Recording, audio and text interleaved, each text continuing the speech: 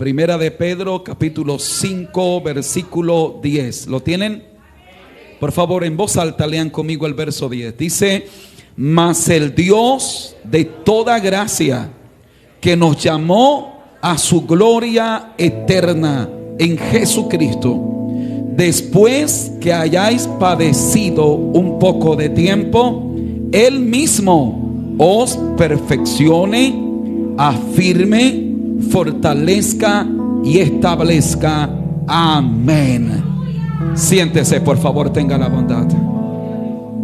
Quiero hablarles con la ayuda del Señor sobre 4 propósitos del padecimiento. 4 propósitos del padecimiento. La palabra padecimiento sugiere la idea de experimentar una situación traumática que llega a ser dolorosa o que nos lleva a sentir, a experimentar una sensación desagradable. Es una experiencia que nos conecta con un momento desagradable, padecimiento. Esa palabra que el apóstol Pedro utiliza para hablar de padecimiento también puede traducirse como sufrimiento. Y yo quiero hablarte, porque el apóstol Pedro aquí habla en este versículo sobre 4 propósitos que tiene el sufrimiento o el padecimiento. Entiendo que no es muy fácil relacionar la palabra padecimiento o sufrimiento con nuestra vida cristiana.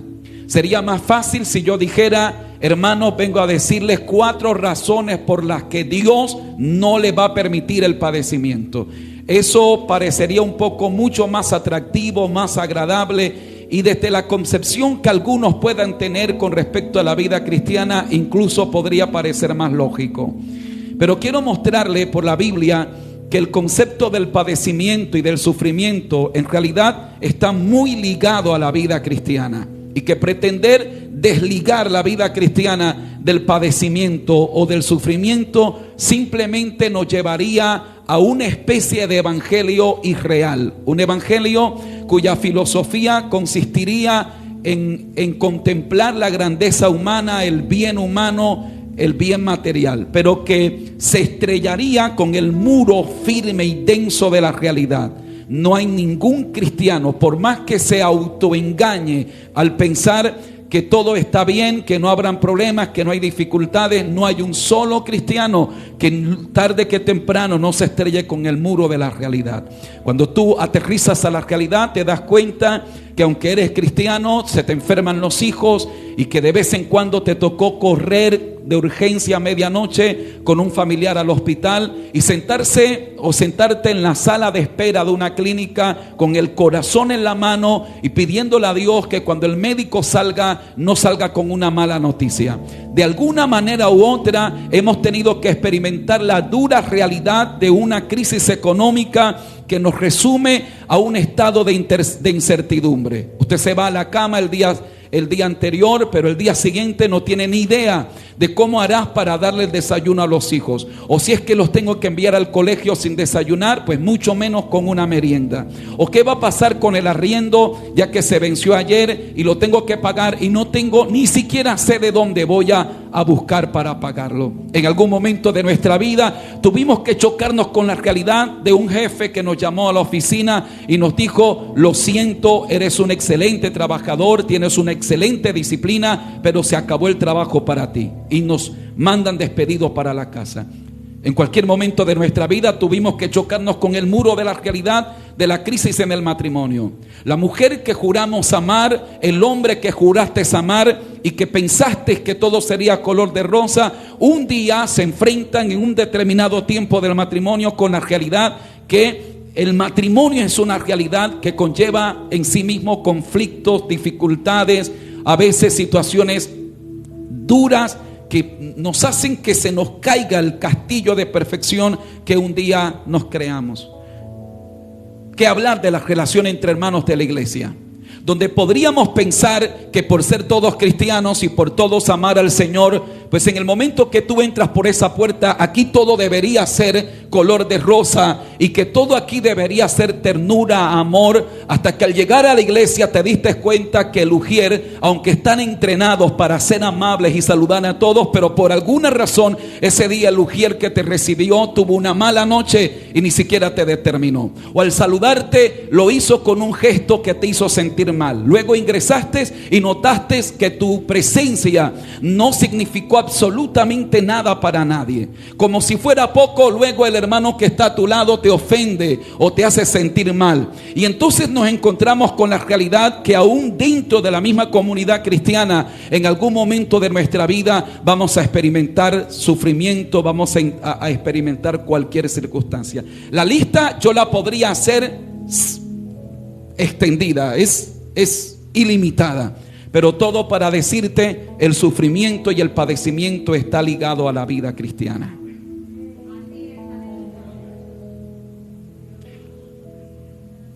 Si me acompañas al capítulo 4, verso 19. Estamos en Primera de Pedro. Mire el versículo 19.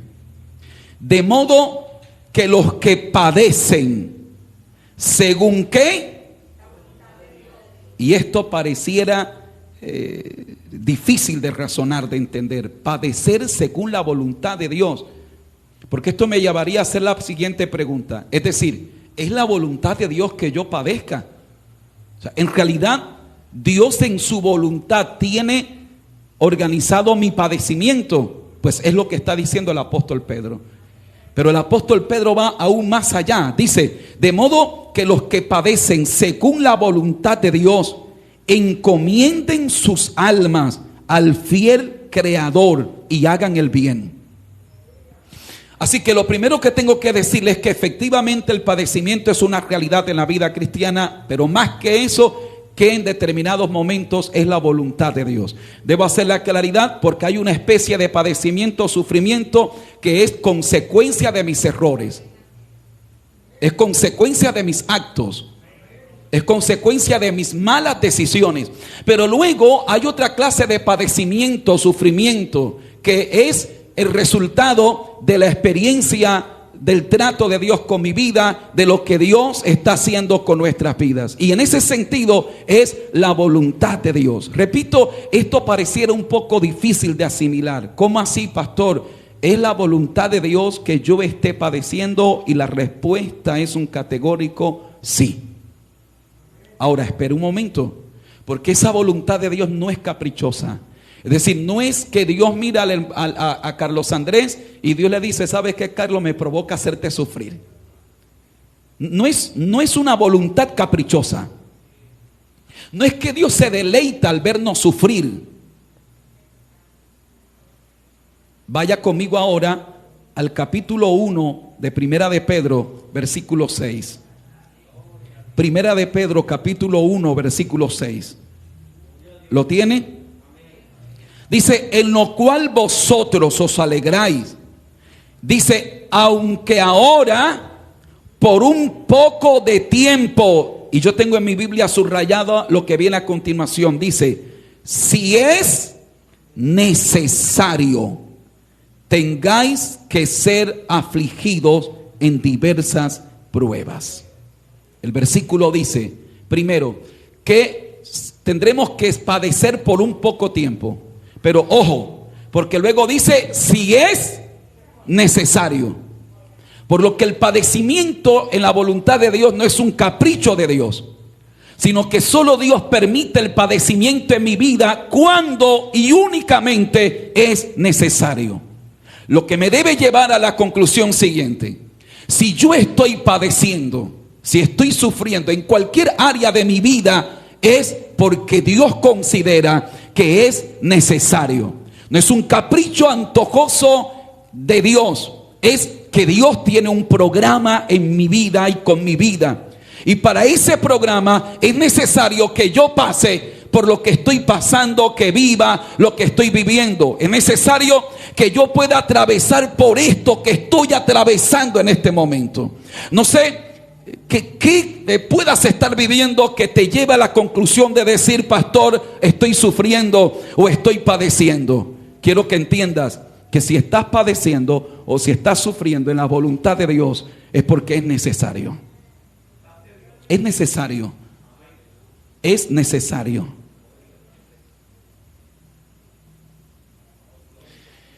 Pastor, ¿por qué o para qué es necesario? Tal vez no lo entendamos ahora, pero confiemos en que Dios tiene el control. No en que Él va a tomar el control, Él tiene el control.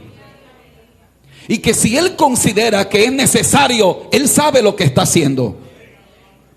Él sabe lo que está haciendo. Él dice en el Antiguo Testamento a través de sus profetas: porque mis pensamientos acerca de vosotros son pensamientos de bien y no de mal.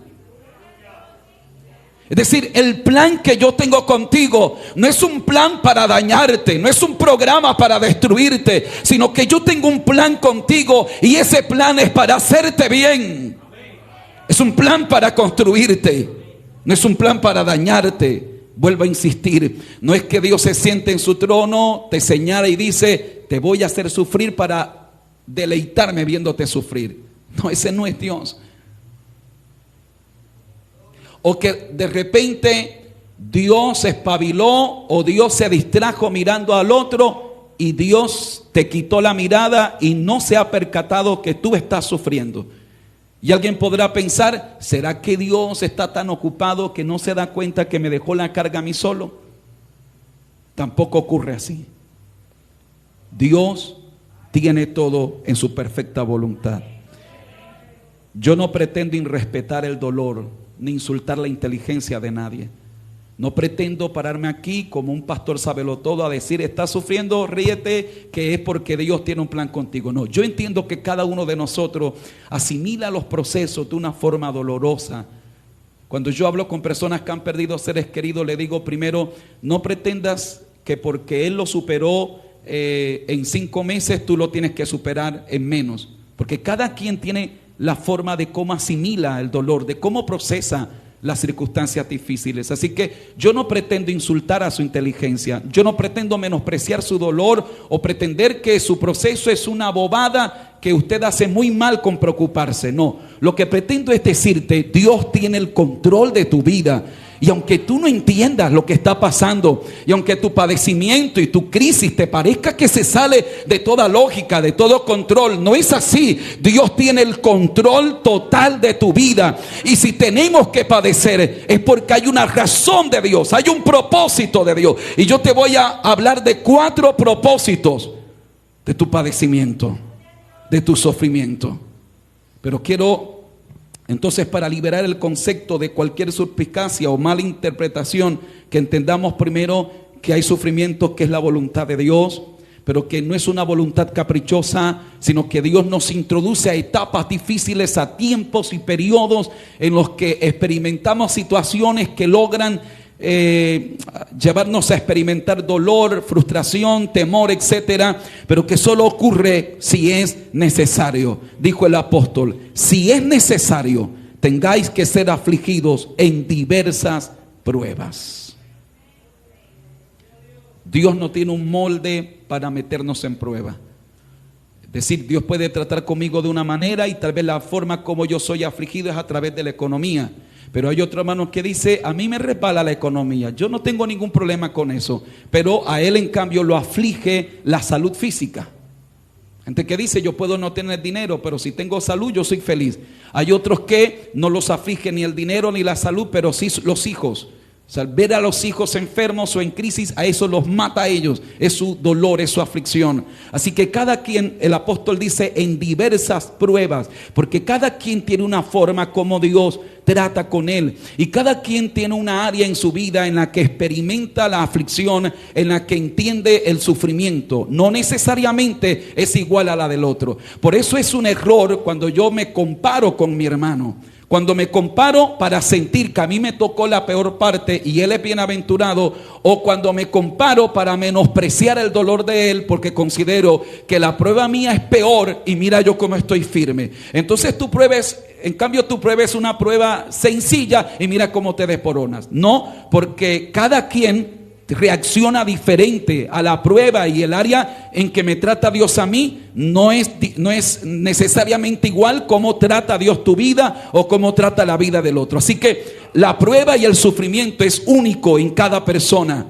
Es exclusivo. Como Dios trata conmigo, como Dios trata con cada hermano, es único Dios en eso. No hay un molde que se repite en todo, sino que Dios de forma personal trata con cada uno de nosotros. Entienda eso. Jamás te compares con la prueba del otro, y jamás compares a otro con tu prueba.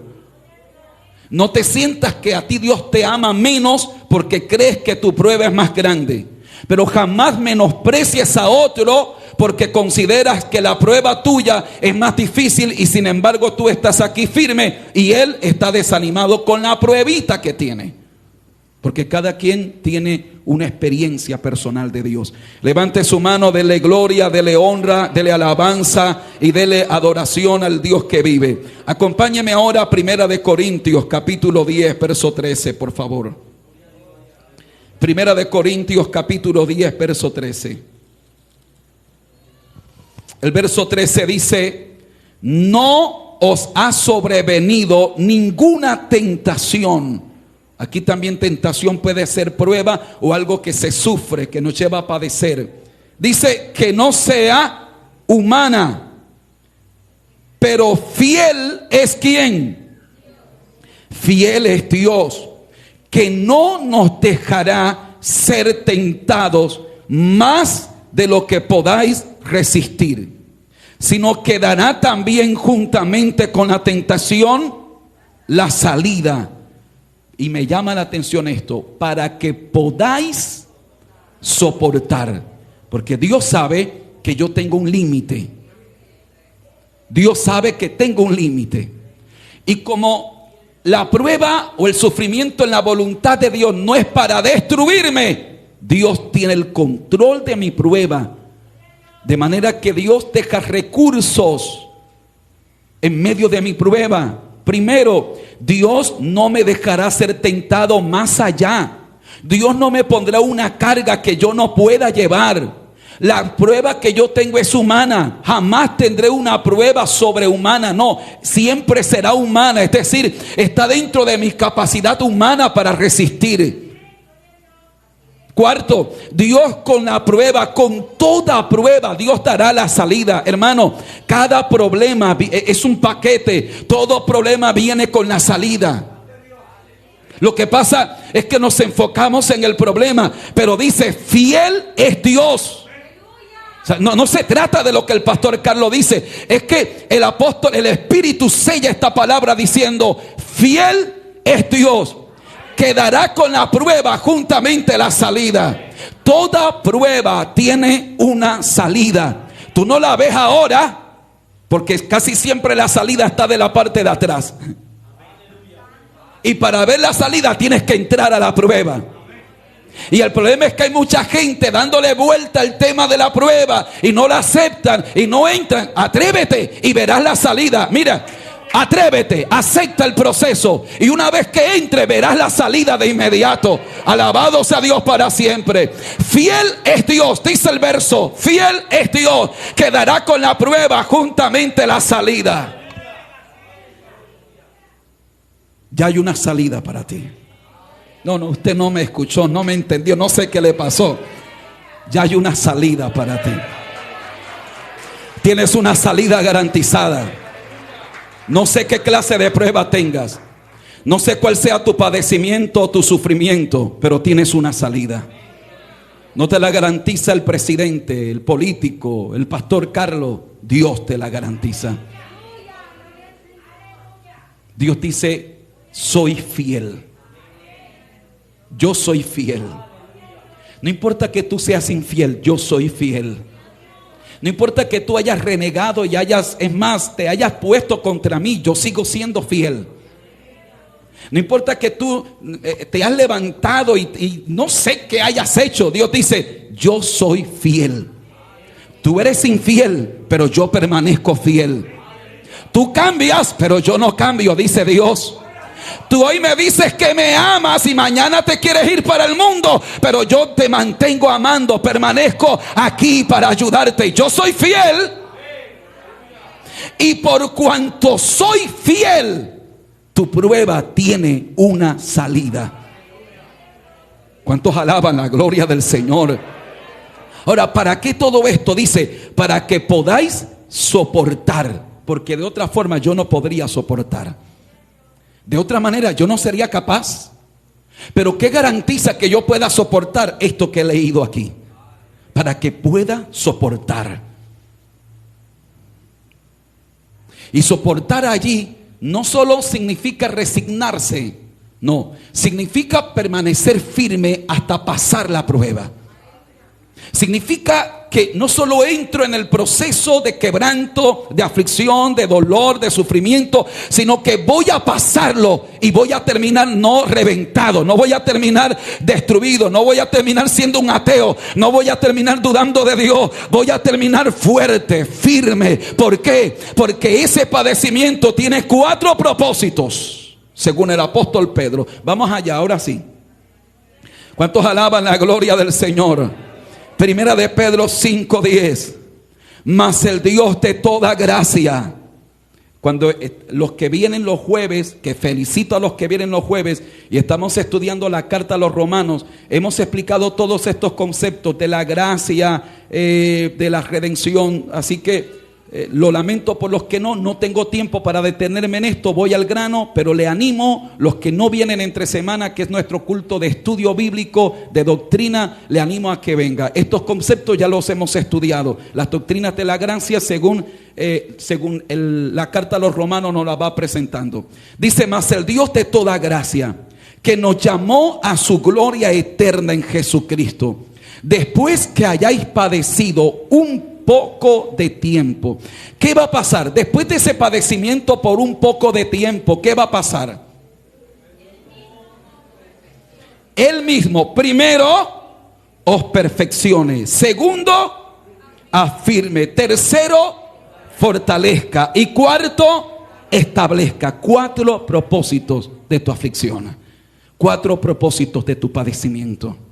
¿Por qué Dios te permite el padecimiento? Luego de haberte llevado a que es la voluntad de Dios, no es caprichosa esa voluntad, hay un propósito. Además, hay recursos que Dios ha dejado para que puedas soportar esa prueba, ese quebranto, ese padecimiento. Ahora te digo que además hay un propósito. Hay un propósito. Pastor, yo estoy padeciendo en mi salud, en mi economía, en mi familia. No sé en qué área de mi vida, pero estoy padeciendo, estoy sufriendo y me está dando duro. Lo primero que tienes que saber es que tu padecimiento será por un poco de tiempo. Lo que significa no que sea un año o un mes, lo que significa es no será para toda la vida.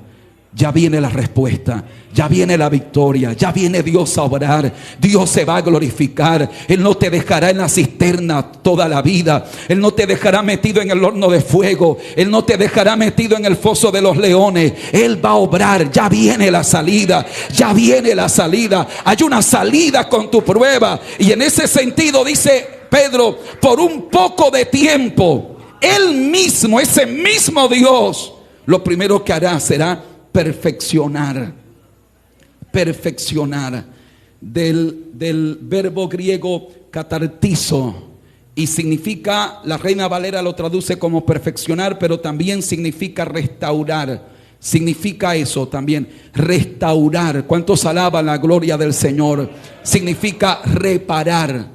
Y considero que es tal vez la palabra más que más expresa el sentimiento de Pedro. Dice, cuando hayáis padecido, ese padecimiento Dios lo va a usar para restaurarte, para perfeccionarte, pero perfeccionarte en el sentido de reparar, de tratar áreas de tu vida, de tratar situaciones de tu carácter, de arreglar tu carácter, de restaurar tu vida que está desboronada. Y Dios dice, pero si te dejo en la zona de confort, tú te sientes que todo está bien. Tú dices, yo estoy bien, y no estás bien, estás mal. Así que Dios dice, te voy a meter en un tiempo de padecimiento, pero no para destruirte, sino para poder arreglar, para poder restaurarte, para poder sacudirte. Hay veces que Dios tiene que sacudirnos el nido, y Dios dice, es que quiero que salgas del nido, porque tengo algo poderoso para ti. Pero si no te atreves a salir del nido, a salir de la zona de confort, no podrás ver mi gloria.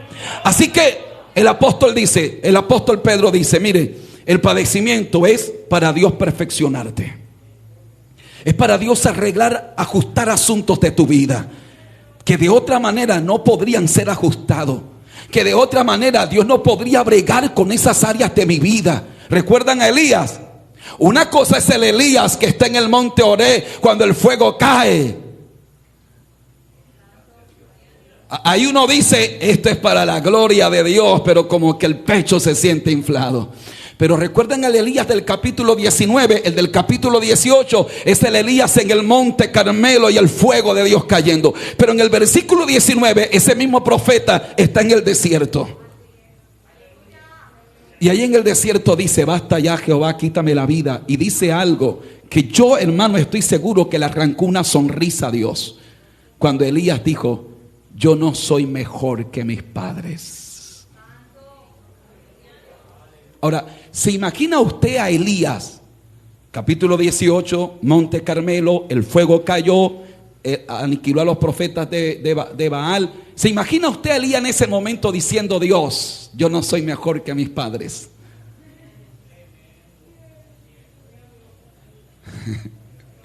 Pero aquí sí era verdad. Aquí en el desierto, en la crisis, cuando él dice, yo quiero morirme, él dice, me doy cuenta que no importa cuánta gloria yo vea, me doy cuenta que no importa cómo Dios me respalde, me doy cuenta que no importa cuánto fuego baje, yo no soy mejor que mis padres. Me doy cuenta ahora que soy débil, me doy cuenta que yo también me desanimo, me doy cuenta que yo también caigo en el desierto, me doy cuenta que yo tengo áreas débiles de mi vida. Dice, basta ya.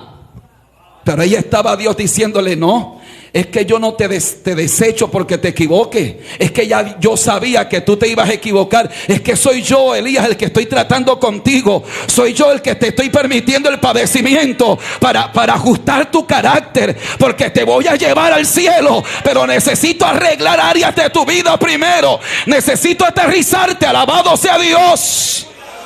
Y por eso lo que dice Dios es, levántate, come y bebe, porque largo camino te resta.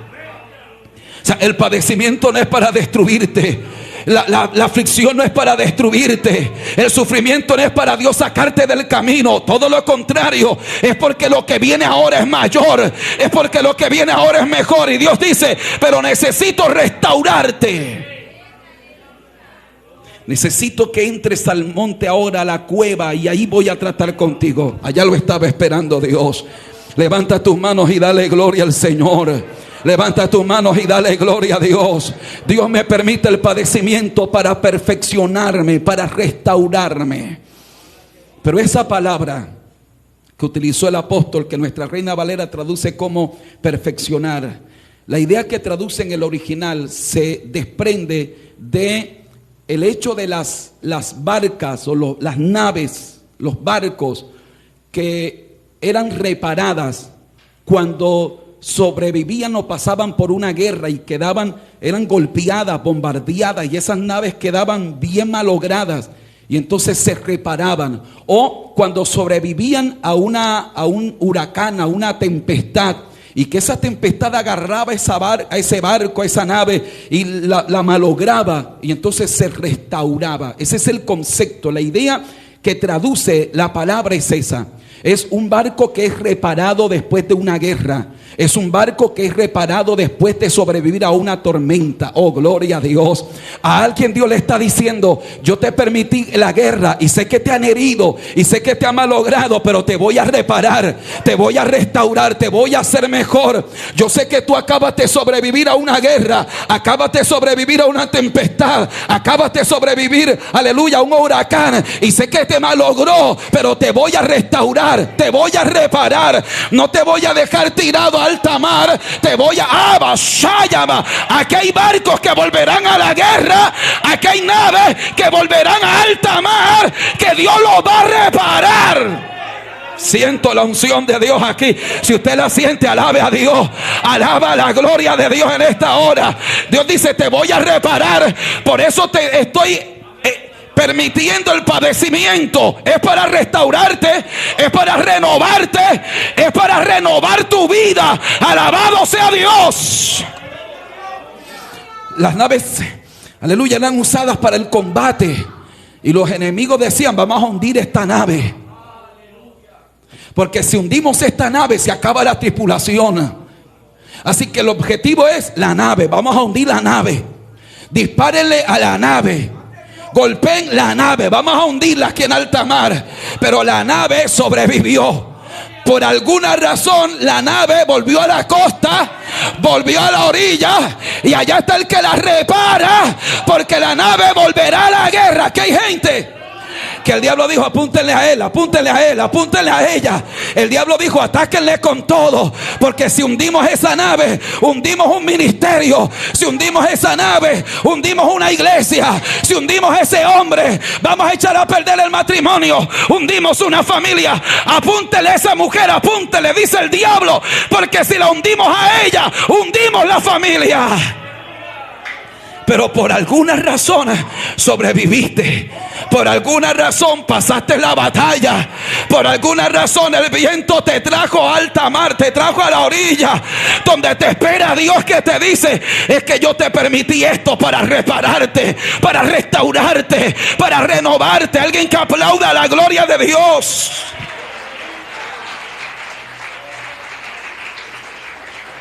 Aleluya. Aleluya. El propósito del padecimiento. Segundo, afirmar. En el original traduce fijar firmemente.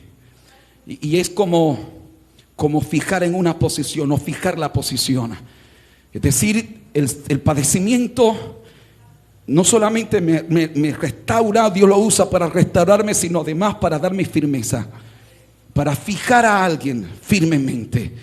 Es el padecimiento el que me enseña a permanecer a pesar de los ataques. No me hables de firmeza si tú no sabes lo que es ser zarandeado.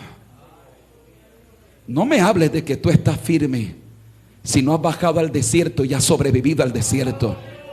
No me pretendas llenar de cuentos a mí de que tú sabes lo que es firmeza si no sabes lo que es sobrevivir a un huracán, si no sabes lo que es sobrevivir a un atentado espiritual, si tú no sabes lo que es el desánimo. A mí no me vengas a hablar de que tú sabes de qué es firmeza. Háblame de firmeza cuando tú me digas, pastor, sobreviví al terrible desánimo, sobreviví a un desierto. Háblame de firmeza como la palmera, cuando el viento la toma y la dobla, y el que la ve dice, se va a quebrar, pero no se quiebra. Cuando la brisa la suelta, se para con más fuerza. Alabado sea Dios.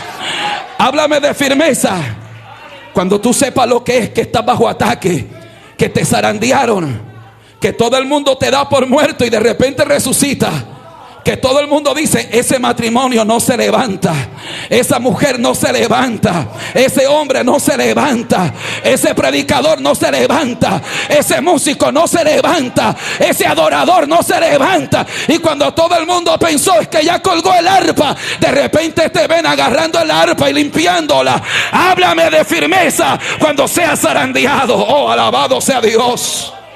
Mire, el que está hablando aquí es Pedro. Pedro está hablando algo que él vivió. ¿Recuerdan a Pedro? ¿Cómo era Pedro? Inestable. Decía, yo voy hasta la muerte contigo. Le negó al Señor 3 veces. Ese era Pedro. Hay un texto que a mí me encanta. Acompáñeme, Lucas. Lucas, por favor. Alaba la gloria del Señor. Alaba al Dios de toda gloria, al Dios de toda consolación. al Dios eterno, al Dios que vive para siempre. Bendito sea Dios. Capítulo 22, versículo 31. Dijo también el Señor: Simón, Simón, he aquí Satanás os ha pedido para zarandearos como a trigo, pero yo he rogado por ti que tu fe no falte, y tú, una vez vuelto, confirma a tus hermanos. Oh, gloria a Dios. Dios dice: mira, Pedro, te han pedido para zarandear. Pedro, te van a sacudir fuerte. Te van a sacudir fuerte, Pedro. Y te van a sacudir tan fuerte, te van a zarandear tan fuerte, Pedro, que te vas a ir. Te vas a ir, pero vas a volver. Y cuando regreses, ese proceso de zarandeo, te voy a dar tal firmeza, Pedro. Te voy a fijar en tu posición y voy a usar ese zarandeo. Lo voy a usar, Pedro. Parece algo que no choca. ¿Cómo así que te va? Pero al mismo tiempo es lo que te va a afirmar. Ese es Dios. Les hablaba en la primera escuela dominical, tiempo de cambio. Dios pone al primero de segundo y al segundo de primero, y ni quien le diga nada. Ese es Dios. Ese es Dios. Y le está diciendo a Pedro: Pedro, te voy a firmar. Es decir, te voy a fijar firmemente en tu posición. Como que le dice: te voy a sembrar ahí tan fuerte, Pedro, que serás inmovible. Pero ¿cómo lo va a hacer? Por medio del padecimiento. Te van a zarandear. Te zarandearán tan fuerte, Pedro, que te vas a ir, pero vas a volver. Y cuando tú regreses, te habré afirmado tanto que confirmarás a tus hermanos. Pero eso no es antes del padecimiento. Yo espero que usted me esté siguiendo en el mensaje en esta mañana. O sea, esto viene como resultado al padecimiento. Padecí tanto que me fui. Le negó Pedro 3 veces. Le negó 3 veces. Pero el Señor dice: vas a volver. ¿Por qué? Porque yo no te voy a soltar, Pedro. Porque yo no te permito el padecimiento para destruirte, sino que el padecimiento es para fijarte. Te voy a firmar, Pedro. Y ahora este Pedro que está escribiendo aquí está confirmando a la iglesia, a ti y a mí. Este es el mismo que huyó. Este es el mismo que negó al Señor 3 veces. Este es el mismo que lo zarandearon, pero regresó. Y cuando regresó, ahora está firme. Por eso en Pentecostés, ¿quién fue el primero que habló? Pedro. Porque regresó firme. Y es como que Pedro dice: mira, ni quien me mueva de aquí. Es más, la tradición dice que Pedro muere crucificado. Le dice: mira, niega a Cristo o te matamos aquí. Te vamos a crucificar como tu mismo Cristo. Yo me imagino que Pedro recordó la primera vez cuando le negó. Y ahora Pedro dice: quien niegue a quién, es que tú no sabes en quién yo he creído. Es que tú no sabes que a mí me han afirmado, que a mí en el proceso del zarandeo me fijaron. A mí me fijaron. Así que él no solo le dijo: mire, me quieren crucificar, crucifíqueme. Solo le pido una cosa: no me vayan a crucificar como a mi maestro. Yo no soy digno de morir como él. Crucifíquenme con la cabeza para abajo. Aquí hay un hombre que ahora está firme, que nada lo puede mover, que nada lo puede mirar atrás. Háblame de firmeza cuando te hayan zarandeado, cuando hayas pasado por la prueba y tú me dices: pastor, estoy aquí, estoy de pie, me levantó Dios, me ayudó Dios. A su nombre sea la gloria. Aplauda fuerte al Rey de Reyes y Señor de Señores. Luego dice: fortalezca. El padecimiento es para fortalecernos.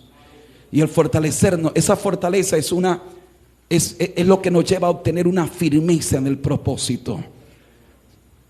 ¿Cuál es tu propósito en Dios? ¿Cuál es tu meta? Porque hay mucha gente que empieza y no termina. Porque hay mucha gente que sucumbe a mitad del camino.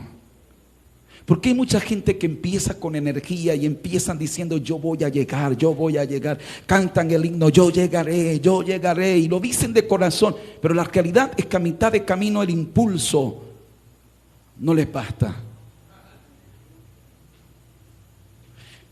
El apóstol dice: El padecimiento te va a dar fortaleza, te va a dar fuerza en el propósito. El padecimiento te va a formar tu carácter de tal manera que cuando tú emprendas, cuando tú digas yo voy a esta meta, por supuesto que en el camino te vas a sentir tentado a mirar para atrás, pero el padecimiento te da fortaleza, te da firmeza en el propósito, y tú aprendes a decir, yo no voy a mirar atrás. Yo tengo ganas de devolverme, pero voy a seguir caminando. Yo como que no siento a Dios, pero no importa. Yo no vivo por vista, sino por fe. Yo voy a seguir. Oye, pero yo veo que nadie me saluda, pero no me interesa. Yo voy a seguir. Oye, pero yo estoy viendo que nadie me está apoyando, que nadie me está abriendo las puertas. No me interesa. Yo voy a seguir. ¿Por qué? Tengo una fuerza moral. Hay algo por dentro. Hay algo en sentido en mi alma que no me deja quedar a mitad del camino. Que yo no estoy buscando tu aprobación. Yo no busco que me apruebe. Yo solo estoy seguro que Dios me mandó a hacerlo. Apláudeme, no me aplauda. ¿Está de acuerdo? No. Dios me habló. Hay una palabra que llevo adentro. Hay una fuerza que me liga al propósito de Dios. Esa fortaleza es firmeza de propósito. Firmeza de propósito. ¿Dónde la aprendes? ¿Dónde la aprendes?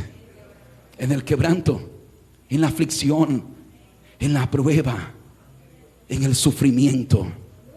¿Cuántos alaban la gloria del Señor? La gente suele menospreciar al que se equivocó, ignorando que el que se equivocó tiene experiencia. El que es capaz de levantarse. ¿Cuándo fue más letal Sansón? Sansón fue más letal antes de que le sacaran los ojos o después que le sacaron los ojos. Después que le sacan los ojos, Sansón aprendió. Ahora, no esperes que te saquen los ojos. Pero estoy hablando en el caso de lo segundo de Dios. Sansón llega a una convicción de ese egocéntrico, ese vanidoso, ese orgulloso, vanaglorioso. ¿Cuándo termina? Allí en esa cárcel donde lo tenían, sus ojos sacados, afectados sus ojos, le sacaron los ojos. Pero Sansón dice algo ahí ese día. Dice, cuando está hablando con Dios, dice, muera yo ahora. Muera yo ahora. Ese muera yo ahora es, mi orgullo está en el suelo. Mi prepotencia ya no me interesa. Mi arrogancia, mi yo, mi vanagloria. Sansón dice, muera yo ahora. Pero permíteme, Dios, que yo pueda destruir a todos estos incircuncisos. Y dice la Biblia que ese día Sansón mató a más enemigos que los que había matado en toda su carrera de antes. No menosprecies al que se equivocó y Dios lo restauró. No menosprecies a la mamá soltera, porque algunos dicen no, que mamá soltera es de segunda. Ojalá que no. Y yo como pastor creo en las jóvenes que se guardan puras para Dios y llegan al matrimonio guardadas para Dios. Esa siempre será la primera opción. Pero si por alguna forma fracasaste, si por alguna manera el diablo te sacó del propósito y ahora el diablo te dice, estás acabada, ya no tiene nada que hacer contigo, Dios te dice, lo que el hombre desecha, yo lo uso. Lo que el hombre desecha en mis manos es poderoso.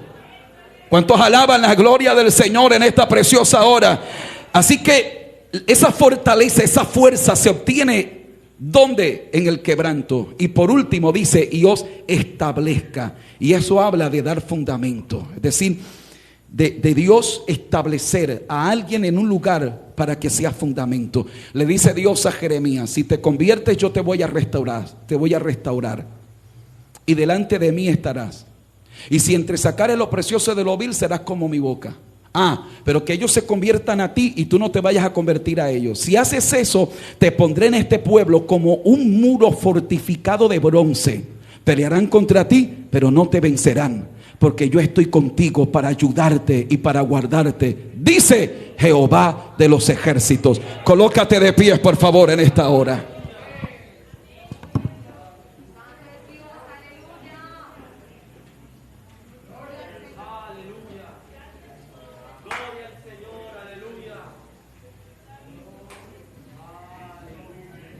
El propósito del sufrimiento, el propósito del padecimiento. Si Dios te ha hablado a ti hoy y entiendes que estás en un proceso de sufrimiento o de quebrantamiento, hoy el Señor te dice, estas son las 4 razones por las que te permito el padecimiento, por las que te permito el sufrimiento. No estás sufriendo porque Dios no te ame. Dios te ama. No estás sufriendo porque a Dios se le olvidó que tú existes. Dios cerró los ojos y te perdió de vista. Dios echó un sueñito y en ese sueñito te ha pasado todo lo que te ha pasado. No, absolutamente no. Sino que hay un propósito de Dios. Hay un plan de Dios contigo. Repito, yo no pretendo irrespetar el dolor de nadie, el proceso de dolor que algunos de ustedes tengan. Pero yo te estoy hablando de la palabra de Dios. Y la palabra de Dios trasciende a tu lógica y a la mía. La palabra de Dios trasciende a tu forma de pensar y a mi forma de pensar. Es la palabra de Dios la que te dice que luego de haber padecido por un poco de tiempo, el mismo Dios os va a restaurar, nos va a perfeccionar, nos va a reparar, Él nos va a afirmar, Él nos va a establecer, Él nos va, aleluya, nos va a fortalecer. Ese es Dios, ese es Dios.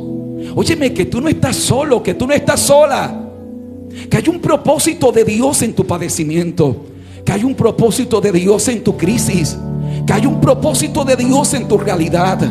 Pero no cometas el error de darle la espalda a Dios. No cometas el error de darle la espalda a tu Señor. Él nos da la fuerza para avanzar. Quiero orar por personas que sienten que Dios les ha hablado en esta mañana. Personas que sienten que Dios los ha hablado por la palabra, les ha ministrado.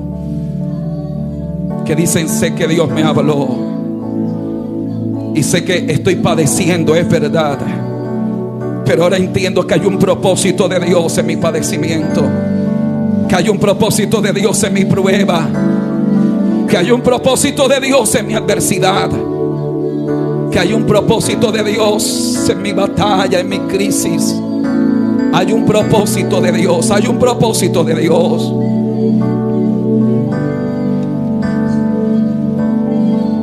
Vamos, adora a Dios con todo tu corazón.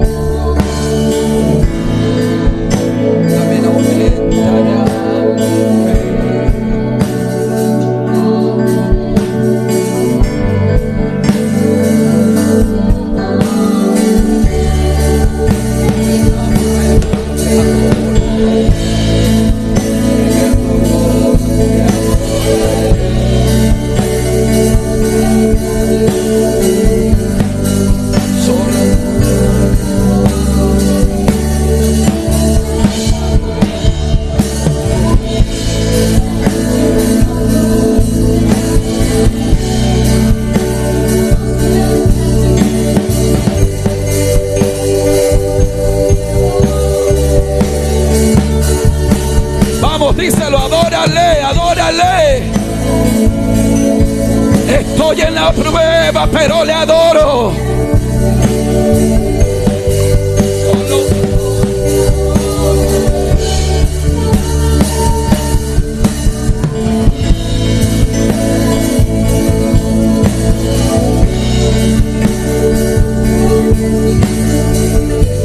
Escuche lo que dice la Biblia. Amados, no os sorprendáis del fuego de prueba que os ha sobrevenido, como si alguna cosa extraña os aconteciese, sino gozaos por cuanto sois participantes de los padecimientos de Cristo, para que también en la revelación de su gloria os gocéis con alegría. Si sois vituperados por el nombre de Cristo, sois bienaventurados, porque el glorioso Espíritu de Dios reposa sobre vosotros. Ciertamente de parte de ellos Él es blasfemado, pero por vosotros es glorificado. Se lo leo una vez más. Si sois vituperados por el nombre de Cristo, sois bienaventurados, porque el glorioso Espíritu de Dios reposa sobre vosotros. Si estás en aflicciones, eres bienaventurado, porque el glorioso Espíritu de Dios reposa sobre ti. Reposa sobre ti. El glorioso Espíritu de Dios reposa sobre ti. Vamos, levanta tus manos y adórale. Porque estoy en prueba, pero le adoro. Estoy en prueba, pero puedo adorar a Dios, porque el glorioso Espíritu de Dios está en mí. Está en mí, está en mí. El glorioso Espíritu de Dios está en mí.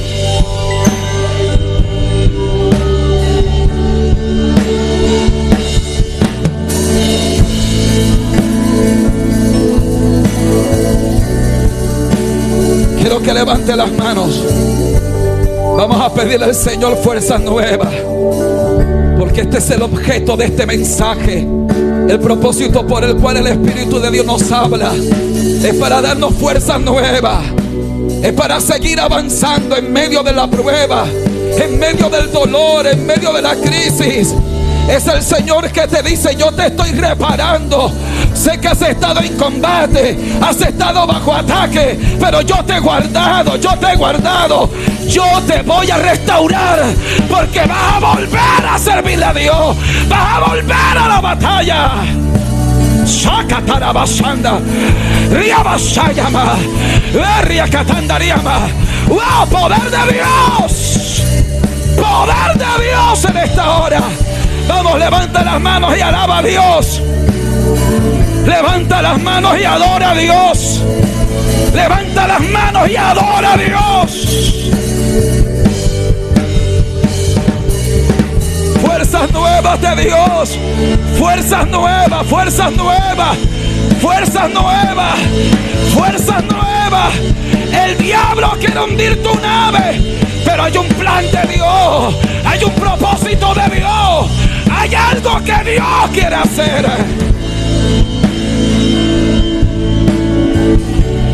Espíritu Santo, Espíritu Santo, oh Espíritu Santo, Espíritu Santo. Vamos, adora a tu Dios, adora a tu Dios. Adora a Dios que da fuerzas nuevas.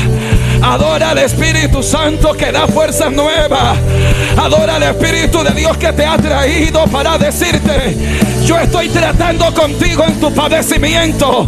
No te he abandonado, no te he desechado. Estoy tratando contigo, pero yo te daré la salida. Yo te daré la salida. Hay una salida para tu prueba. No desmayes, sierva. No desmayes.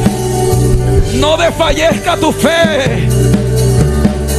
Él te afirma. Oh, Espíritu de Dios sobre tu vida ahora. Poder del Espíritu Santo. Poder del Espíritu Santo. Poder de Dios. Poder de Dios. Poder de Dios. Poder del Espíritu Santo ahora. Recibe de Dios fuerzas nuevas, mi hermana. Recibe fuerzas nuevas. Has sobrevivido a la batalla, el combate, y hoy te repara, te restaura Dios. Hay restauración de Dios para tu vida ahora. Hay restauración de Dios para tu vida. Fuerzas nuevas del Espíritu Santo. fuerzas nuevas del Espíritu Santo para ti ahora. Fuerzas nuevas del Espíritu Santo, fortaleza de Dios. Dios ha visto el padecimiento en tu familia, pero entiende que Dios tiene el control.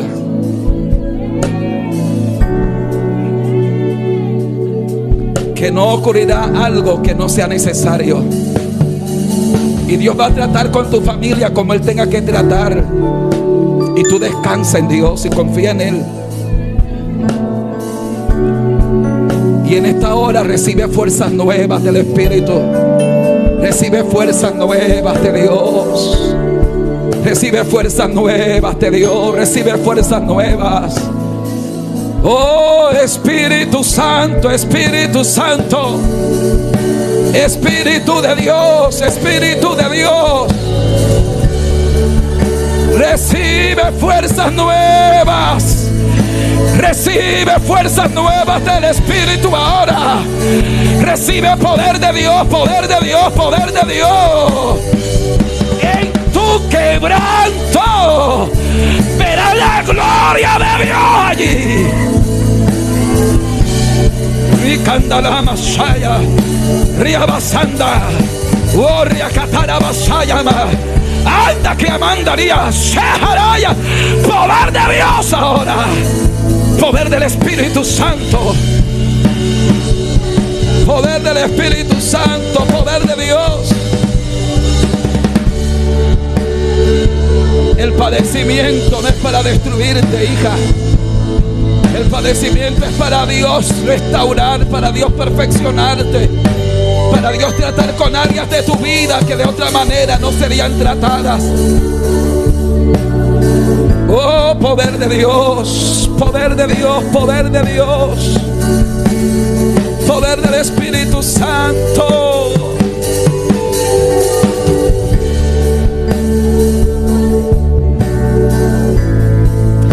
Viene quebrantamiento para ti, hija. Tal vez tengas que llorar, pero eres bienaventurada si padeces por causa del Señor, porque el glorioso Espíritu Santo reposa sobre ti.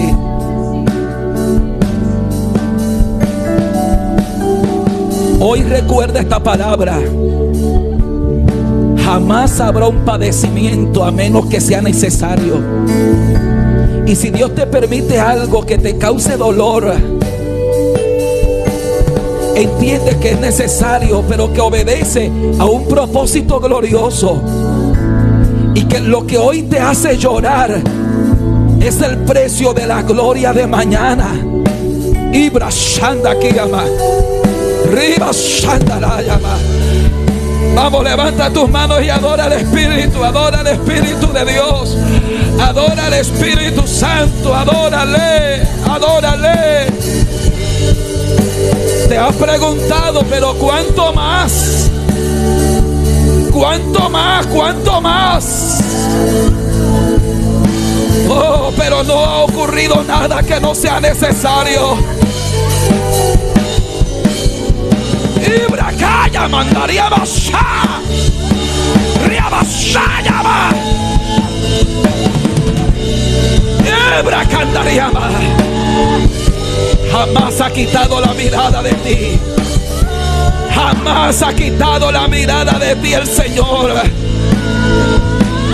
No se ha adormecido el que te guarda. Todo obedece a un propósito eterno. Shanda, Riba Shanda Katara Basaya.